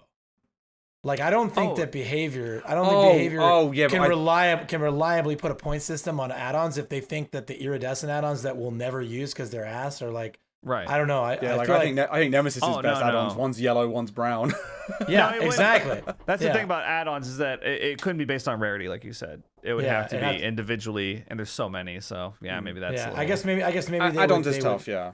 See it as I don't know. I just feel like maybe there's like correlation is not causation when it comes down to like the rarities and like how powerful they are. Maybe they just like having higher rarity and be more rare. But I'll say that that was just like me just throwing a thing out because items and add-ons aren't an actual problem. Like it's not a big deal in the game. No, I don't think so. Whereas there is a gen meta which is. But my problem with the perk points is that again the nurse exists, the blight exists, so like it's hard for me to like because Starstruck is not a great perk. But it's like absolutely a smothering perk on nurse, right? So that would be a good example of like, I mean, how are they going to rate Starstruck like a 4-point perk or a 5-point perk just because of how powerful it is on nurse? Like, how do you assign perk value on perks that are so varied depending on what killer you're playing? But I don't mind different killers having an advantage of other perks. I think that's part of the fun. Like Bamboozle on Wesker. It's it's good for him. But like Nurse is a problem that I'm not against them doing this point system, for example, and still reworking the killers that are ridiculous. Yeah. Yeah, maybe it's I mean, I'm just like I said, you bring up a great point. But and like I definitely acknowledge this is like a Band-Aid fix. I'm just thinking of what they could reasonably do because ideally, I think we can all agree that a map redesign, including gen layouts, would be more effective and just better for the game overall. But how likely is it that they're going to do that? That's like way more work, right? Yeah. So I was just thinking of something that they could do that would be a bit easier. If they do this, I think they should give Noed 1 point. It should cost 1 point for Noed. No, looking out for you, Doug. Looking out for you, Doug. Yeah, I appreciate that. Throwing me a little bone. And everyone. I like Noed. I like going against Noed. Well. I like bringing it. I don't hate the idea of a point system. I've heard it suggested before, and I think it's not a bad idea, and I think that would probably work out okay. But surprisingly enough, you might think it's surprising. I would actually rather just see them just kind of slap down the 3-gen build. Just nerf the perks. Just rework Eruption completely. Just take away the fact that Eruption makes it so a survivor doesn't get to play DBD for 25 seconds. Like you're basically face camping somebody when they're not on the hook. Like it's so bad. Like it's a badly designed perk. I do wonder if the problem isn't just mainly Eruption. I think because it's like incapacitated. What other perk gives incapacitated other than Eruption? I can't really think of any off the top of my head. It's such an overpowered status effect. You can't heal. You can't work on a gen. You can't cleanse a totem, right? You can't like do anything really. You can unhook, I think, but that's about it. It's really overpowered. I'll repeat it. Like it feels like you're being face camped. You can just run around. Like it's just imagine if you could just run around while you're being camped. Like you can't do anything. You can reposition. I wonder if the problem is more like if they need to nerf Eruption or if they need to nerf Incapacitated. Yeah. Because but then Eruption just turns into Dead Man's Switch Scourge Hook. It just turns into Scourge Hook. Interesting. Right? Just jump. Eruption's the only perk that does it. There's an add-on for Huntress. Her weighted head hatchet can apparently cause it. I don't play the Huntress, Nobody so. uses that add-on. Blood Bond, which I think is that the twins? Is that when Victor's on you, you become incapacitated? I guess. Probably. Oh, yeah. Well, you are incapacitated, yeah. You can't work on And gens. Summons of Pain, which I'm guessing is Pinhead. Would be my guess at that, just by the name. Yeah. But When you're chained. Yeah. Yeah. I mean, you know what? On that note, it might not be a bad idea to just nerf incapacitated. Yeah. Because frankly, it would solve a massive point of irritation for me playing against Pinhead, not being able to do anything with the fucking chains on me. So, no, but all jokes aside. I mean, no, I think that's a good point though. Like even Pinheads, in the again, we mostly defend the solo queue experience, but that's miserable when those chains are off. Like it's built in gen slowdown because you can't work on gens when the chain hunt's happening. Right. Whereas that would alleviate that problem. It's so annoying too because like I had like 3 games like my last stream against Pinhead. They're all running Franklins, by the way, of course. And every time I got on the box, I would get chained. It's maddening that still is happening. They supposedly fixed it like because 3 you're incapacitated, times. so you can't. So you can't do the box. So if they got rid of incapacitated, that would solve that problem as well. But weirdly, you can work on the exit gate while incapacitated. Yeah. Yeah. So I think maybe they should just change that. I don't know. I do hope that they have some kind of plan in place though, because it's really getting to be too much. Yeah. If the solo queue experience in your game is miserable, your game is going to have problems. And we see it in the killer and survivor queues right now. Survivors are getting fed up. I hear a lot of arguments. I watch a lot of Twitch streams. I love the game and I love watching streams. And I hear a lot of people positing that perhaps the queues are so long because everybody switched to killer because killer is easy now. And I don't disagree. I don't think that's the case. I just think a lot of survivors that looked really casual went, meh. Yeah, that's what I'm saying. I agree. I don't think many survivor players were like, now I don't care about playing with friends. Now I just want to sweat my nuts off and run 4 slowdowns. No, that's not happening. What's happening is people that were already playing killer are like, 90-second gens, 4 slowdowns, and they're just going in and winning all the time. And then survivor players who maybe are a little limited in their friends groups or like they don't. I mean, solo survivors, casual survivors, they're just moving on. And you see it in the streamers. A lot of the streamers are getting burned out and playing other games. Some streamers are leaving DBD altogether. The ones that are sticking with it are really struggling to get by as a solo queue player. The solo queue experience right now has probably never been worse. When I got back from my break and I watched a bunch of I think it was like Saturday afternoon, I was like, okay, let's see what's going on DVD. I haven't played it for a week. How's everyone? And I checked in with a bunch of generally survivor players, and they were all having a bad time. They were all fed up with it, and I was like, oh, I've missed an unfortunate week then, I guess, because there was a lot of just not having a good time. Yeah, straight up not having a good time. Yeah. I feel like I mentioned that's my new favorite thing. I feel like I mention this every single season, but can we please get those Survivor solo queue icons stat? Yeah. Because like we've mentioned earlier, I think Doug mentioned that this is the 3-gen situation. It's the type of thing in the game where if you're in a Swift, you can overcome it. If you're in solo, it's just another thing that's gotten worse. Do you mean a way of indicating to survivors what you're doing, or do you mean something that says you're a... Okay, I thought you might mean that it shows who's in a Swift. I was like, don't show killers that. Just a base VHS style, you can ping something, and when you ping it, it tells what action you're doing. Maybe I don't know, hell in VHS go ahead. Sorry, yeah, go ahead. You go ahead. I was just saying, in VHS, it tells you each character model tells our character. It's got an indicator on the left-hand side, it tells which you where room you're in and what you're doing. Yeah, Killer Shack, main building, tile 11. I don't need that necessarily. I just want to be able to say, I'll go for unhook. I'm working on gen. I'm in chase. They don't need to have it because I think the way that they were talking about it and the system that they were thinking about implementing was if you're working on gen, it shows a little gen icon next to your name. If you're opening a chest, it shows a little chest icon. Maybe it doesn't need to be like that because I'm sure they're having to deal with how does the game know what you're doing, which it should for challenges anyway. But if you just had a ping system, if I could ping the chest and be like, I'm opening a chest right now. And then it like highlights, all it has to do is like highlight it on the map, maybe, in like red or something. That's all you would need. You know, like if I'm working on a gen and somebody's on a hook, I could ping the gen and be like, I'm on a gen right now. And it highlights the gen for everybody. Maybe you have a certain number of pings you can use per game. You can do it in a similar way to Fortnite. You know, when you do a Fortnite dance or something, you can pick from like the wheel. You could have those. Yeah. I think like games do that kind of thing, right? Where you can have like I'll go for the unhook. I'll do this. I'm doing that. You know. Yeah, you could do that too. Because I'm just thinking how it works on. And say you're on a gen. Yeah, I'm thinking like you can indicate like how you do it on controller, so that would work with that because it's nice and easy. And then like obviously, however you want to do it on mouse and keyboard is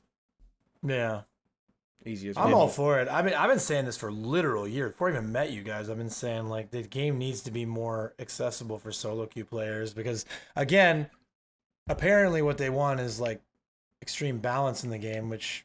You know, the more balanced the game gets, it feels like the less fun it gets, like overall, in general. But if balance what they're going for, you got to bring solo queue survivors closer to where survivors are at, like where groups are at, so that you can properly balance the game around, you know, somewhere in the middle. Because right now the game is feels balanced around Survivor Friends. Like the changes they're making feel like they're moving more and more towards being balanced around like organized teams. Which is really miserable for your solo queue players or for your lower skill teams that are just having a... Which is a red flag for me, because I know you're not on the same page with me yet, Doug. And I say yet, because I think it's going this direction. I still think DBD is moving in a direction where they want to make it more competitive. Which I hope not. I hope you're right, because like I think it's so late to the esports party that it really shouldn't bother. I don't disagree that they want it to be competitive and balanced, but I don't think that they're going hard enough that they want it to be like an esport. Again, if we see custom games get an overhaul, or if they're like, coming soon, better custom games, then I'll be on board with you. Yeah, like, I know that's like the last domino for you that you need to fall, but I'm just worried that they're working on it because like I sit there going. Like everything they do, I'm like, this is becoming like I think it's the most balanced it's ever been. The game, like I think every update it gets more and more balanced. Which scares me because, as you say, I think it's getting a little worse because I think it's becoming more of a... It could one day be competitive. Well, now Behavior is hosting community cups, right? And they're doing and that was like a big flag for me going, no. That's where I start to lean in towards maybe Gary's tinfoil hat narrative might be true. And they're going to test the waters, and if they do well, they'll be like, look, people want tournaments. Let's really ramp it up. And people, because tournaments are fun. DVD tournaments are fun. I mean, we recently played in one, Gary. Yeah. And tell them all how much fun we had, Gary. It's really fun getting like camped on hook. Yeah. Is that really what happened? Yeah. Oh, we'll talk about it later. Okay, save it for after the podcast. But there are fun tournaments that go on in DBD when people like relax a bit. As soon as you start making it a competitive tournament, it is going to get a little more miserable, and the base game will VHS is the most balanced asymmetrical horror game. It just is. It's like when I've played it, I'm like, I'm impressed by how good the balance is in that. Yeah. But it's also got no one playing it because casual players are not interested in that. That's not the only reason. We'll talk about it later.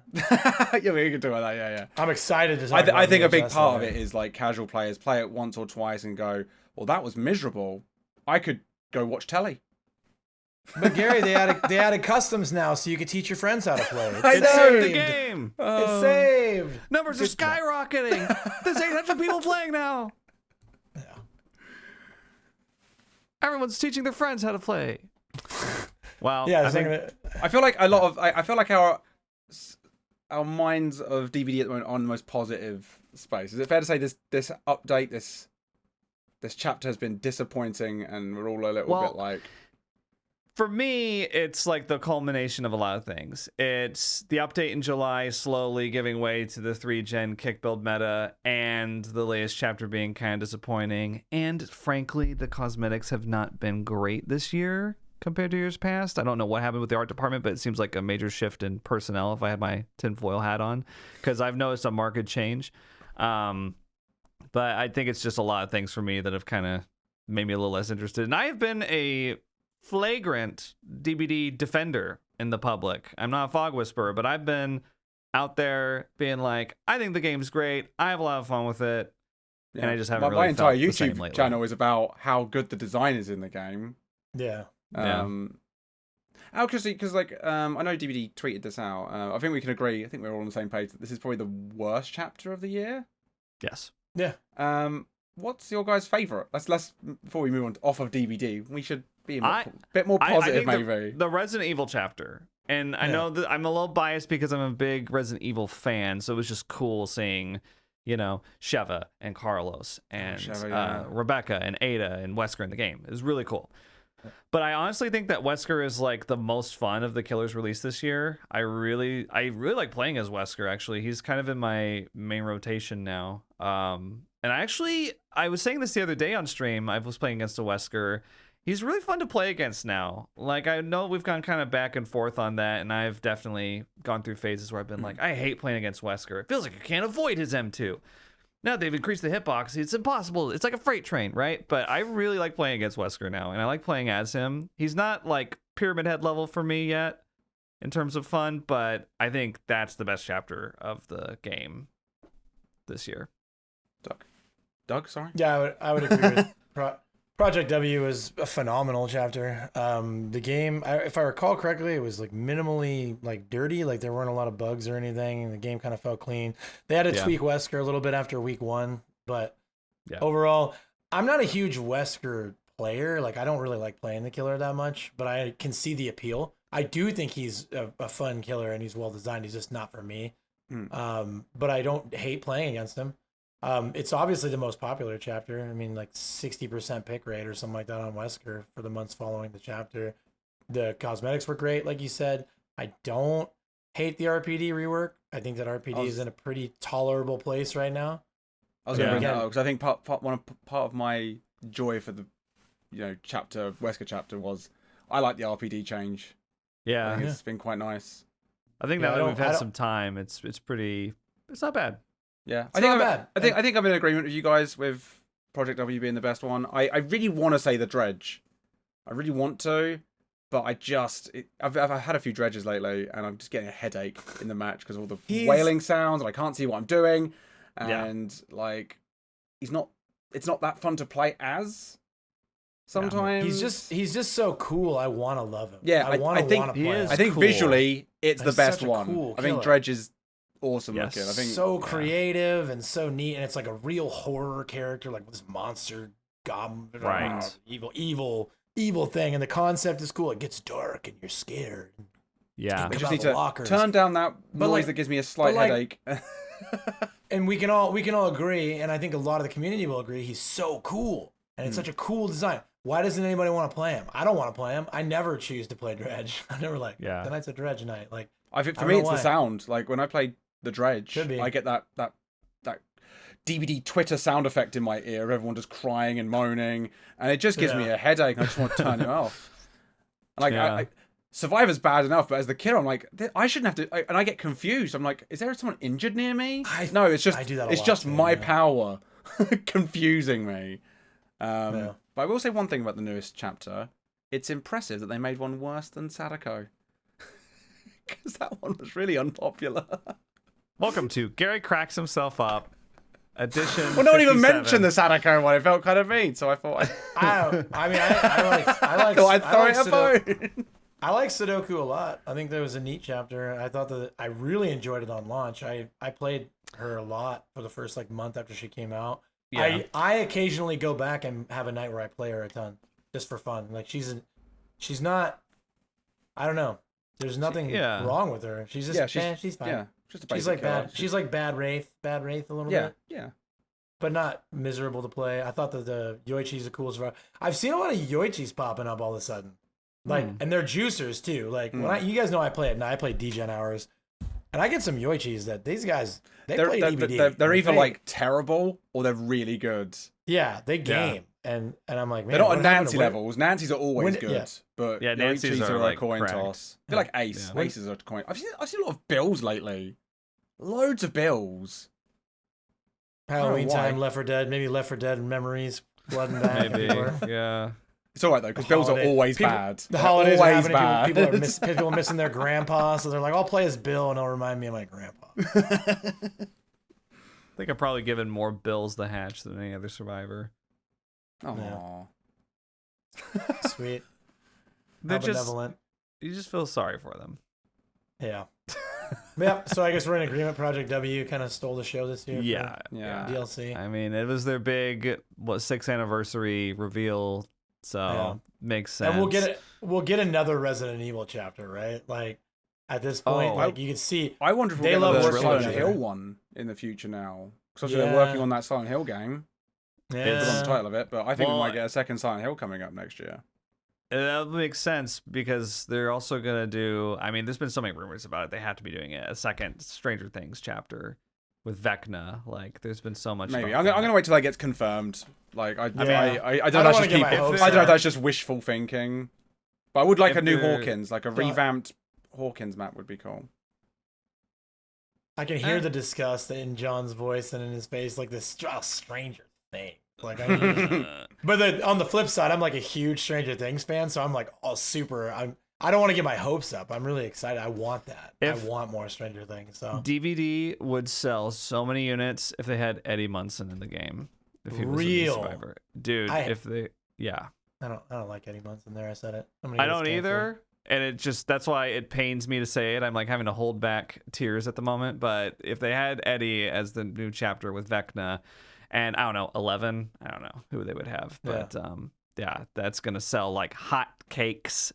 If they sell the Hellfire Club t-shirt as a cosmetic, that alone, I can't tell you how many of like real ones that I've seen of that. Yep. But it's very popular. It'd be a very smart, very wise business decision on both ends. So it does seem like something that's almost inevitable, but I don't want to get my hopes up. So yeah. At this point, I don't really care who they add as long as they're fun. So I just hope they're fun. Yeah.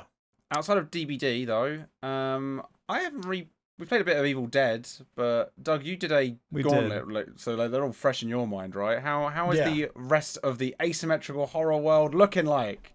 We're gonna take things now to our reporter, our field reporter, Doug. Live on scene. Reporter, yeah. Live on the I'll scene. suffer so you don't have to. No. He's on location today. Yes. So Evil Dead recently had a free week. It was free to download on Epic Games. Also, fresh off the heels of them doing a complete rework of the game where they added a prestige system. So they added progression beyond leveling your characters up, which was something that people really needed, especially the people that stream it full-time still or make YouTube content full-time still. On that, I really like that the prestige thing has like a challenge you have to do as well before you can do the prestige. I quite like that. Yeah. Like I was going to just do the Necromancer, but I have to like do some damage still to finish it. Yeah, it's phenomenal in theory, but a little rough in practice because they made the challenges like you will not complete those challenges before you earn the spirit points to just pay for it. So your options are you can do the challenges or you can just spend like 100,000 spirit points and just get it over with. You can earn 100,000 spirit points in a session. Those challenges will take like months to do. Oh, they're just so long. I mean, they just made them like really. They're like basically just gated the challenges at this point to where I have seen a few people complaining the grind is a lot. Yeah, so if they really want to make those challenges a viable way to level up your characters, because again, this isn't prestige like in DBD where you just get a cosmetic. It actually gives you like buffs in game. Like the prestige gives you it improves gives you more points to spend, right? Yeah, it gives you an extra talent point, and it buffs your power. You're basically your racial or whatever they call them, like your special power, your ult, if you will. So it's a great idea. I think it needs some more fine tuning, and I think Saber's listening, and they already heard the initial wave complaint, and then they doubled the amount of spirit points you gain from leveling up your account, and then they added extra spirit points to each game. So they're hearing that it's too much, and they're looking at it. So I think they'll continue to fine tune it, but I would say Evil Dead's in a really good place right now. The game is really fun to play. We played the last weekend we all played together, and I think I had a great time. That was fun. Yeah. I really like Evil Dead. I think it's a really fun game. Yep, I enjoy the solo queue experience. The queues were lightning fast during free week. I haven't really gone.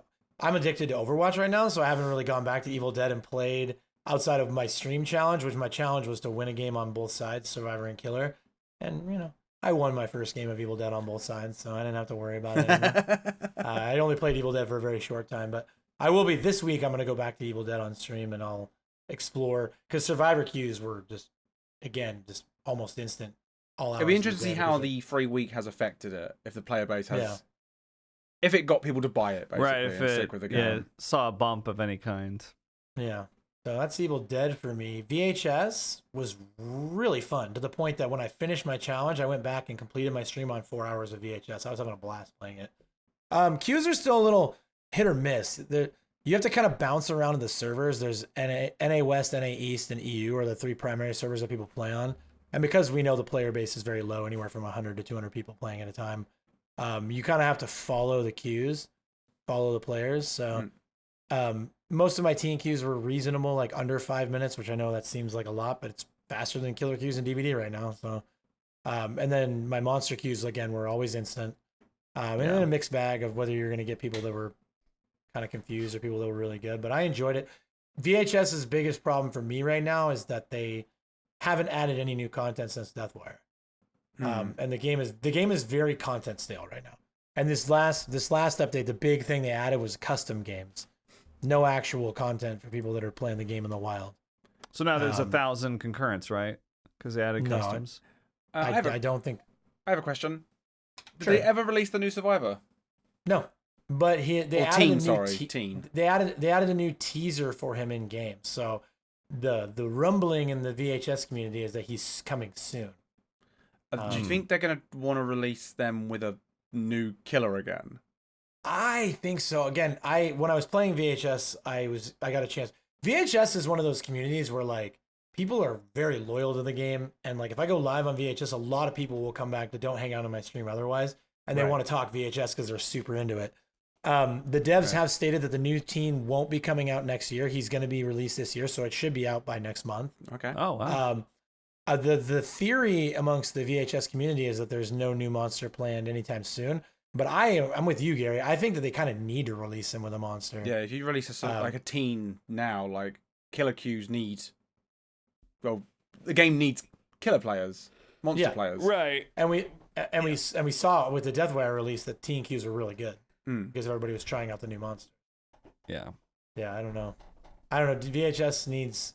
And honestly, a surprise monster release could be good for the game to be like, oh, let's check this out. I don't know. They need to do something that like gets eyes on the product again. I don't know. Yeah. Agreed. So that's VHS. We're just kind of the same pattern we've been on with VHS for the most part. Is we're just waiting for them to release something, waiting for them to do something. Fully release the game, maybe. And again, we've talked ad nauseum about all the different kind of missteps along the way, the long closed beta process, and then the months off for the security issue, and then going into early access with like no advertising and no hype, and just kind of and no new content at the time. No new content, yeah. And then, I mean, there's kind of just not been anything really to bring people back to the game. True. Sadly. Yeah. Those are the big three, right? That's kind of the big three. I mean, I played a lot of Prop Night. Prop Night's still fun, but yeah, it's got its issues. There's like a ranking system now. It's like similar to League of Legends RP. They have like rank points, and you go up and you go down. But the problem that I see with it is that your RP in that game is shared between killer and survivor, and you're not guaranteed a killer or survivor queue. Oh, I see. That's been a problem in the game for a long time, where like you'd queue up and you like, I want to play killer, and then it's like keeps making your teens like, I just want to play killer, or vice versa. Yeah, right. Yeah, it's I understand the thought process behind it, is that you want queues to just be as quick as possible, and you don't want there to be like a role imbalance like we see with VHS, because that's an issue. But I don't think that that's the solution. Didn't work for Ghostbusters, and I don't think it's working for Prop Night. I'm glad you brought up. No, I'm glad you brought it up. I was trying to remember. I was like, what is the game I wanted to talk? I want to talk about Ghostbusters for a second. Have they said something? So, I haven't seen anything. So no, I played it for my challenge, and when I played it, I had a phenomenal time. It was so fun. I didn't have any bots. I was back, and I was playing it off hours. It was weird. I was expecting bots by the time I got to it. By the time I made it to Ghostbusters, there were no bots. It was all players, and it was really fun. The queues were fast. Oh, and also, you guys remember back when the game first launched, if you try to queue up as Ghost, it would force you to play a Buster game first and then play Ghost. Yeah. That didn't happen to me anymore. Oh, Really? That's They great. fixed I it. insecute Ghost. Yeah, I Oh. insecute Ghost. I got players right away, Oh, and when my I went play in as again. Ghost, when I went in as Ghost, I got a lobby right away. It was all people, and it was all different people. So I don't know if they've done a good job talking about it, but it seems like the matchmaking. I haven't has seen them gotten talk cleaned about up. any of that. And so maybe this week I can convince my best friends John and Gary to play a little Ghostbusters. Oh, I'm in. I love Ghostbusters. Yeah. I think the game's so much fun. Yeah. I really like that game. I was genuinely I've still pretty got it devastated installed. when it felt like it had died. Yeah. Yeah. Doug knows better than anyone how sad I was. Yeah, Gary and I many a sleepless night. Gary and I Just lamented the crying fall of on Discord to Ghostbusters. Doug. Yeah. There's just bots everywhere. Yeah. So, and again, I mean, this could be an isolated incident. I don't know if that's just like I just got lucky.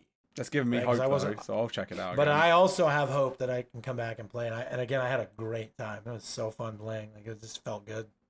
What I should do That's for good, next week, yeah. I'll try and look if there's anything new about the Texas Chainsaw game. I haven't seen anything pop up on my feed at all, but... They released new gameplay footage within the last couple weeks. Oh, have they? Oh, I haven't seen it. Yeah, it was big talk during my stream. Yeah, it was the new gameplay footage. So we'll talk about that. Maybe we'll push that to next week. Yes, and yeah, I yeah, do 'cause want to. I haven't seen it, so... I don't know if we want to talk about it today, but I do want to talk about Friday the 13th again next week. If we don't talk about it today, because there is a lot to talk about there, which is Really? crazy because the game came out. Yeah, game came out forever ago. But we were just Are talking about it there- yesterday about playing it again. 'Cause I know, Doug, you want me to play. Because I don't like Friday the 13th. I don't have a very high opinion of that game.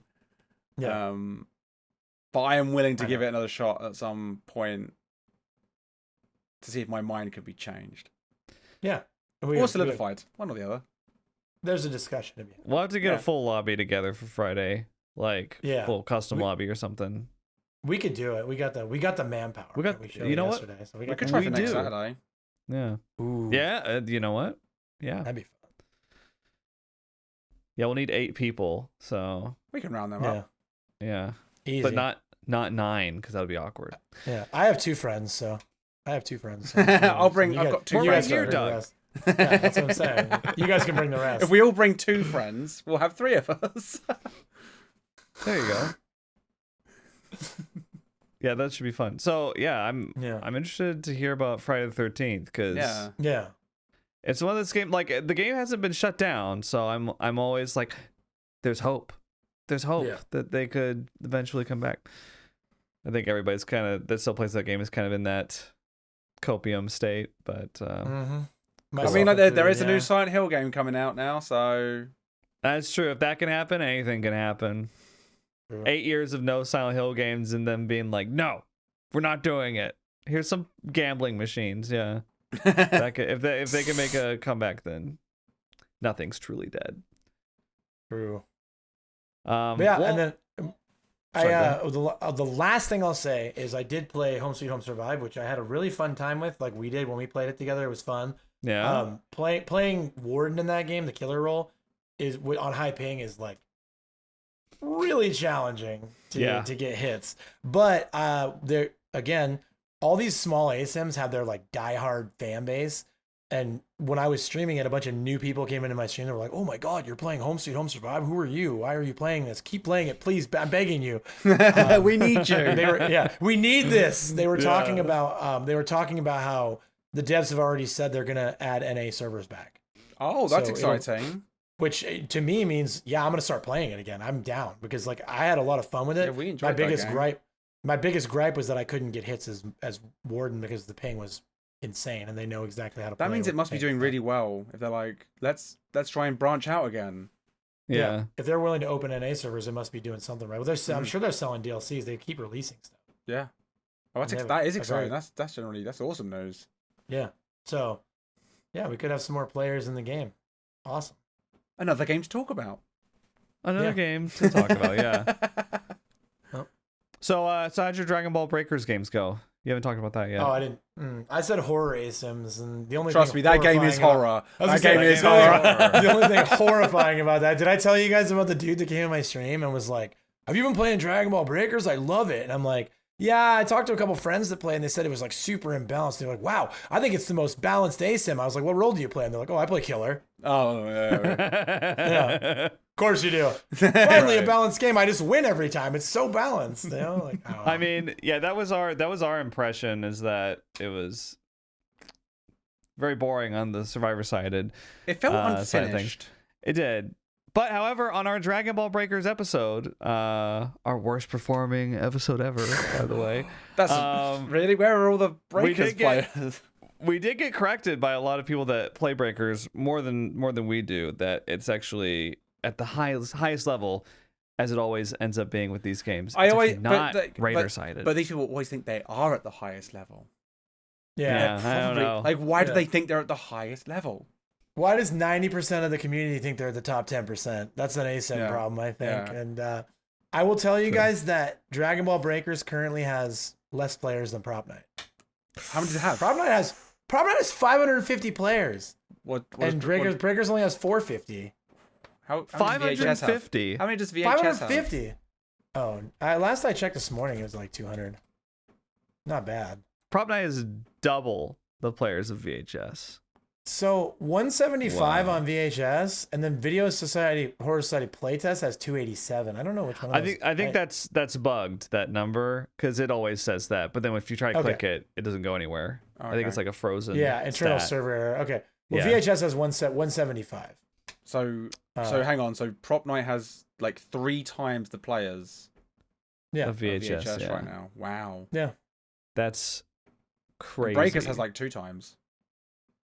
Yeah, well, that's gonna keep going down though. It's like Blood Hunt. That's such a shame as well, because VHS of the 3, I think, is the best designed. Well, and then to be fair, Prop Night keeps on putting out content. That is true. That's the thing. Prop Night's like there's new killers in Prop Night, right? Prop Night has put out 3 new killers, and they're putting out their second new Survivor soon. They already put it out. The new Survivor's out. Yeah, it's already out. Well, we'll have to find time to talk about that next week and play it. And yeah, I mean, we gotta play the new one. Yeah, I'm down. Yeah, he's fun. She's really fun. Plus, now that there's progression in the game, there's like a bit of a grind that we can get on with it. If we want. Are you trying to get on a grind right now? Is this what's happening? I'm we not. ending this thing and going on the grind? That's how Night's sorted. John sounded like he was rallying the troops to me, guys. No, I mean, we got a grind to get on. I do think that the progression addition to Prop Night was a huge thing that they added. That's big. People want that. It's a thing you need in these games. You want grindcore. You need it. You want people to get addicted to getting points. Number go up. Yeah, you want a reason to keep playing. Like, besides just having fun, you want like a secondary goal for, like, maybe if you get out of a match that wasn't that great, but you got some points towards your progression. You need that element. Yeah. Agreed. Yeah. Honestly, even if a game is just fun, you still need some progression. Like, fun can't carry a game. You need people to want, to strive for something, to unlock a cosmetic. Right. Yeah, unlock a cosmetic or unlock a new ability, or just a number that says you're better something. than other people, like, or your level going up. Because at a certain point you unlock everything, right? And then what's left? It's your level number. So. Yep. People just want their time investment to have some sort of reward, I think.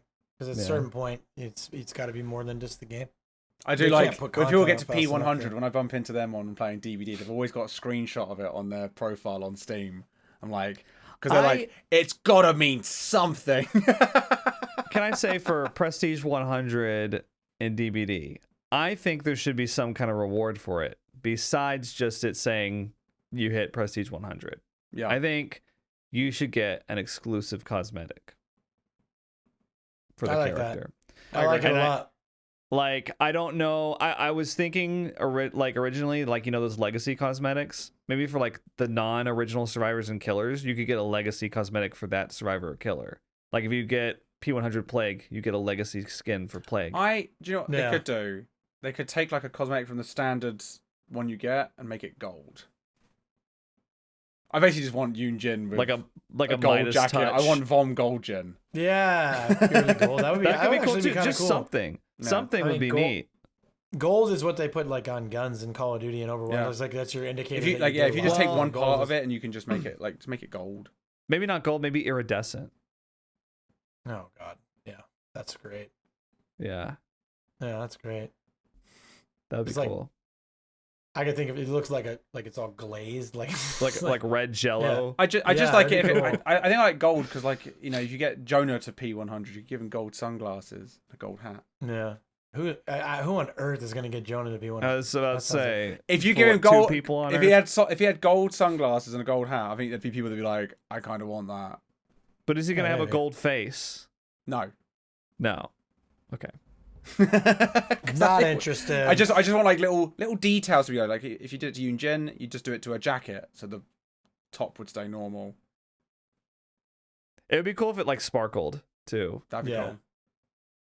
It'd be Yeah. cool if What it if it like had, like- shone out like flashlights and I blinded was the just killer gonna all say the the same time. thing. I was just like, what if it had like fireworks on it? It blew up all the time. Blind the killer Yeah, if you turned it towards them at a certain angle. Let's really turn this up. You could make it sparkle if people put a flashlight on it. Like they did You could make that it with reflect. they did that with the You could charm, make it didn't like- they? You can make it like a mirror. Didn't they do it with the Pride charm? Where if you do the flashlight on it, it does something. Oh, maybe. Isn't that right? I'm sure someone But I what saw if- that on Twitter. I don't actually I'm tested not it. aware. What if you got like a shiny cosmetic, and then if somebody else shone a flashlight on you, you would redirect it, and you could get flashlight blinds with the Ooh, redirection. curved blinds. Okay, Give that's the cosmetic you get at P100. You Yeah. get mirror jackets. Yeah. And that would give the locker Andes that were like all about their locker save something new to practice. Yeah, They'd be yeah, like, yeah. I can do a curved flashlight save. Let's go. Yeah, exactly. Come on, boys, get in Discord. We're going in. We've got to get P100, all of us. Yeah. I just think You they can need chain it something. together. And they Yeah. don't need to do it now because so few people have it, but I think it would really help because Yunjin's my main survivor, and I've got her at I think 19, prestige 19, and I'm just like Oh, 80 levels. yeah. It's so far, you know. I mean, you guys know how much I play, and I think Bubba's at like 50, and Yeah. Ash is 37. And then I mean, I've been spreading my points out. So like Nemesis is like 12 or 15, and Pinhead's like 12 or 15. Like if you add them all together, I'm pretty close to 100. But if you don't just play 1 or 2 characters, it is going to take a tremendous amount. Yeah, of I'm time spreading mine out a little bit, Even- but mostly Right. putting them into Yunjin myself. Yeah, and what level is your Yunjin now, Gary? 23? Oh, I so think. you're about a quarter of the way there, yeah. Yeah. Nice. Be there in no time. Yeah. Yeah. It's gonna Well, fly I mean, by. we all play. We aren't like mains for anything. We play a bunch of different characters, so Hmm. it's just gonna take longer. Exactly. But that's why I think there should be a reward because that would motivate me if I was like, oh, there's a exclusive Yunjin cosmetic at 100. I want all. At the P100, cosmetics. it turns off the linked set problem. Yeah. How about that, John John? would I already know be I there. make John would very already happy. be there, yeah. He'd already be there. You know, John, your reward is the friends you make along the way. Solo queue Survivor. That's Playing it. Solo queue Survivor. Yeah, that's your reward. Okay. Well, I'm still gonna need something else. True. Real. Yeah. Well, did we pretty much cover everything we wanted? That's everything that I think we wanted to. Very DBD I mean, heavy episode, but that was where most of the news came from. I mean, unless you guys want to talk about Secret Neighbor, I think we're good. Secret Neighbor. haven't Actually, that played that game yet. is like low key pretty fun. I need to play it still. It's on my list. I mean, it is one of those like, oh, guess which one the killer is type of things. It's like deceit, but it's actually, it's one of those games that it knows what it is. Yeah. And it's just silly fun and doesn't try to take itself too seriously or anything. Which Yeah, is I nice. played it. I think there's a new one. I think Secret Neighbor 2 is on the way. Yeah. Is or it single DLC player? maybe for the first one? No, it's No, co-op. it's a multiplayer game. Oh, okay. It's an asym. It's Oh. one It's of the kids 4v1. is. I think Maybe it's we can more play than that as well because I haven't played it. Oh, is it 5v1? I guess 5 or 6. Oh, you might be I right. literally just played it, but one of the problems it has currently, and when I played it, is just that like the people that play it, so Yeah. it's like impossible. If you get on the right team, you'll win automatically because everybody that plays is cracked. But then if you're the neighbor, then you'll just lose. They just lose in like 4 minutes. Yeah. Well, if They we know They what know, things play are. they prop know where all the night, key spawns are. if we Yeah. play prop Yeah. night in the week, maybe we can play some of that because I haven't checked that out. That could be. I think interesting to Secret talk about. Neighbor, I would be down to play if we got a full group and We would nobody need- was like cracked at it. Exactly. Yeah. Okay. 'Cause I Again, wanna actually play the game the way it's- We've got 3. We've all got 2 Yeah. friends. Yeah, for sure. We're set with our 3. We're both here, Gary. Yeah. But yeah, I think that pretty much covers everything for me. Cool. Well, next Yeah, week, yeah. next season, by the way, is season 10. Ooh. We have to do something big for season 10. That's I know double that we had- digits. I know we wanted to talk about, like you said, like Friday the 13th and Texas Chainsaw and stuff like that. But next week, do we want to do like a map tier list? Could be kind of fun. I would. Season 10. We could do that. Map tier list. We could talk about the other stuff next week, the week after. Yeah, I don't think. I mean, to me, it feels like this Friday the 13th talk is pressing in the game that came out in 2017. We could hasn't had an start. update We could since start then. with that, and then. No, I'm being facetious. Oh, I'm being facetious. you've made me look silly now. Gary was taking you seriously because he was supporting you as a friend. Yes. He always does, and I appreciate that about him. I know he does, and I hate him for it. No, we can always talk about F13 Texas Chainsaw next week. I think a map tier list for an anniversary episode. I mean, if I'm invited back, I should say. Oh, of course, of course. I mean, Oh, you were of late. course, You were late yeah, today, yeah. but we won't hold that Well, against you. Yeah, Outstarve isn't answering my DMs, so we'll have you back on next week. Okay, sounds good. So yeah, I'm all for a map tier list. That'll be a really fun. Oh, that's exciting. fun day. Yeah, I'm Where really... will the shattered square go? Nobody knows.